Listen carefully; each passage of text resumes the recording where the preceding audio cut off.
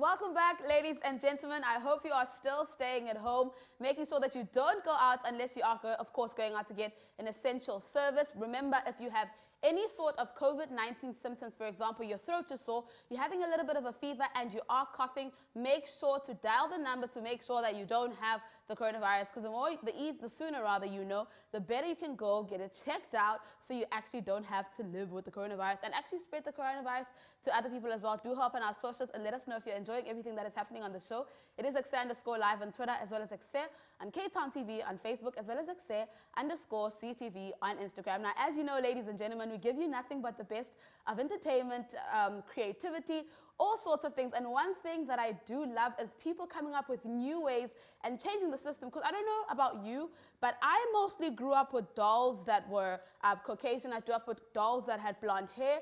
But people are changing the game. Mmule, all the way from Northwest in Pretoria, has decided, this is not what I want my children to see. I'm going to make dolls that look like African children. So she is the creator of Nandikwa, and she is joining us in the studio today. Her profession is to be an auditor. She's also a mother of two, one girl and one boy. And guess what, guys? They are both twins. So I completely understand, as a parent, you want to change the narrative of your children.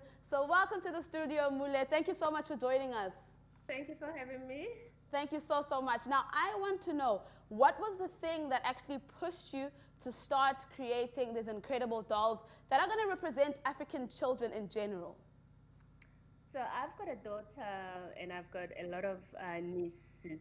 So when they were around 7 years old, they were asking me, Mommy, Auntie, could you please buy us a doll? And so I went to the stores with them, you know, the typical retail stores in our country, and we couldn't find a doll that looked like them, or rather a doll that depicts the doll that they can appreciate. There were quite a few dolls, but these were the kind of dolls that didn't depict Black people, African people, in the way that I would have liked to be presented. Yeah. And then I refused to buy those dolls. That's when I decided, you know what, instead of complaining about the situation, why not create one of our own that our little girls can identify with? That's how the journey really began. And how important is it for young girls to go out, and when they're trying to buy these dolls, they know that the standards of beauty are so different. The standard of beauty is not just one thing that we've been taught most of our lives, but the standard of beauty is how you look, how your hair looks, how your 4C hair grows out, how you do your braids. That's all the standards of beauty. How do you think it's important, and how does it shape our young girls to take space when they do grow up? It's very important. You know, for me, sadly enough, we grew up, for an example, being exposed to the one-sided story. The one-sided story being the other doll that doesn't look like us. Yeah. And as growing up children, we kind of assumed that that's what beauty means, being of a fairer skin, or being of a, you know, wearing hair that are more silkier. And to be quite honest, there's absolutely nothing wrong. You know, it's your preference if you prefer to look that way. Yes. No judgmental, but you gotta own your beauty. But it's unfortunate if our kids are not given a balance in terms of giving the different opportunities for them to choose. You know, so it's very important as parents to teach love, self-love, and expose our children to other sides of stories, the other sides being the types of Nandikwa dolls, for them to be able to decide for themselves what really speaks to their soul. Right. Now, I'm just thinking to myself, you are an auditor by profession. How does an auditor go literally on the opposite side of the spectrum and say, you know what, I'm going to be a creator, I'm going to start being a businesswoman, I'm going to create these dolls? What was the process? I'm a very creative-minded person. Creativity has always been within me, even from growing up years. But what normally happens, we don't follow our passion. We kind of directed by our parents to follow on their footpath. My dad was an auditor, and consciously or subconsciously, I was kind of made believe that's the route to kind of follow. So. Of course, I went and I studied up to the point where I practiced as an auditor, and I still practice as an auditor, but the creativity side of me doesn't leave. It always remains with me. And I think when I work in my creative space, that's where I find pure joy, a lot of Right. calmness in it. When I'm in my creative space, I don't really look at the time to see what time, when is 5 o'clock, when am I knocking off, versus when I'm on the other side of the world. And I must just also say, I do enjoy my work as an auditor, Right. but the energy that I get from the two crafts, or the two calling, they are not the same. Mm. Yeah, so, and I also think it's very important. God has given us so much of talent as Yes. human beings, Yes. and we often restrict ourselves to the corporate lifestyle, I Mm. would say, which there's nothing wrong with it, because by all means it pays our bills. But there's so much work and there's so much that we all can do. Right. I don't think we're all born here to do one thing and one thing only. Mm. We need to allow ourselves Right. the journey to explore. That's amazing, actually. The journey to actually tap into more than one actual thing which you are gifted by, because so many people have so many different talents. Now, I want to go Yes. back to the doll, Nandikwa. When you're creating her, what sort of feel are you looking for? Are we giving her braids? I know you also do something that's very important, which is giving them prints that classify us as Africa, because Africa and South Africans are known for their different cultures, different prints. So how are we embracing that, and how are we seeing that through the doll? I don't quite follow. How do we see? How do we see the us ourselves embracing the culture? Because you use a lot of prints on Yes. the doll as well. What inspires the prints? Which prints do you use? Which sort of cultures in South Africa do you use to focus on the prints? Oh, okay. So let me just take you through the journey. We Yes. started with one doll, and I basically started with a doll that connected with me as an individual, and that was a Tswana doll, because I am from a Motswana parent, and also a Sotho one. So I started with one doll, and then I included another doll, a Sotho and a Tswana one, because those represent my specific culture, my origin. And people started taking liking to it, and they were saying, but hang on, what about a Zulu?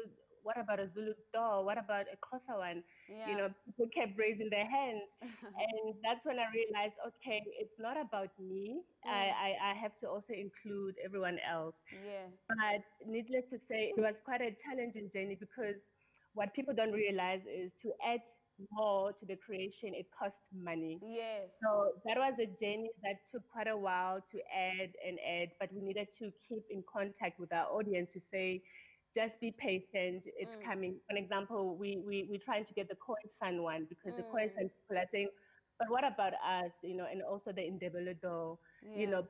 but so it's a journey. So for me, what was important for me really was to make sure that we use our African prints, because that's how the children and even the mom connect to the brand, because we've already got so many other brands, but they're not so well connected, in my view, to our children.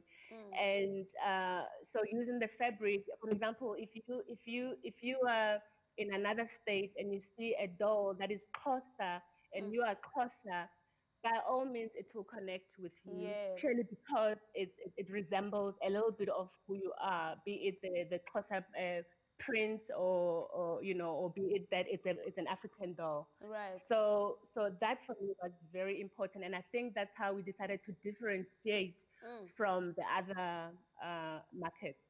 And Yes. now I just want to know, because you tapped on it a little when you were speaking right now, but I want to dive into it. Starting a business is difficult.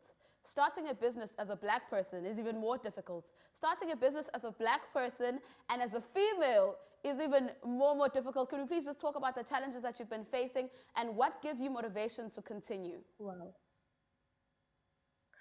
I think the biggest challenge usually would be finance for most people. But for me, much as finance is it's a challenging one for most small enterprises. You gotta start with what you have. It's almost like if you have money and somebody comes to you and say, "I've got this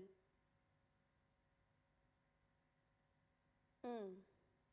your money," it's very difficult to give somebody your money to use in their business, no matter Yeah. how good that concept is.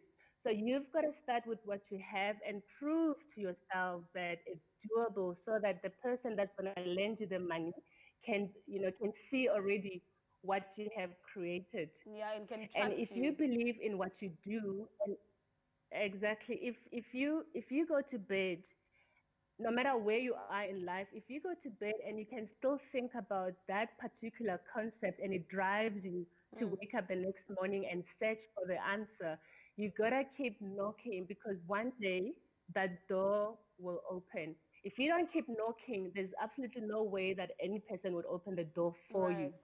Mm.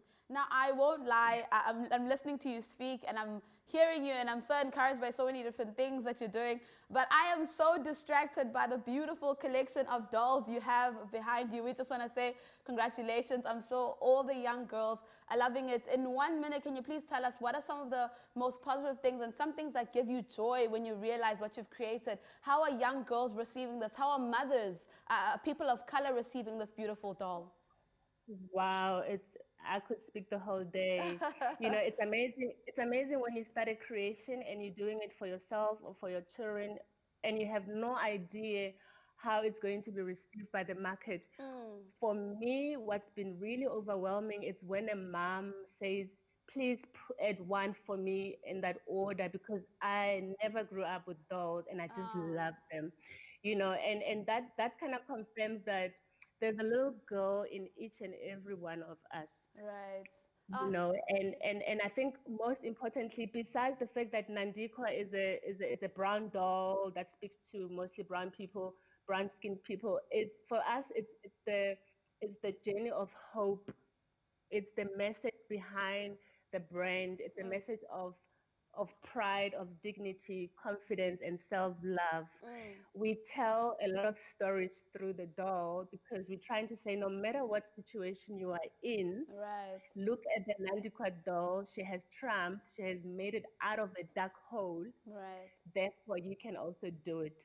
So Nandikwa is a symbol more than anything else. It's a symbol of hope, as I've already mentioned. Right. So can you please just let us know where can we find it if someone's watching right now and they're like, hey, I've never actually seen a doll that looks like me. Where can I go out? Where can I purchase it? Where can I find you on social media and make my own booking? We are selling online at www.nandikwadolls.co.za. You can also send us a WhatsApp if you'd like to order on 083-995-3612. We're also on Facebook. You can order via Facebook, Nandikwa Dolls. Listen, Mmule, thank you so, so much for chatting to us.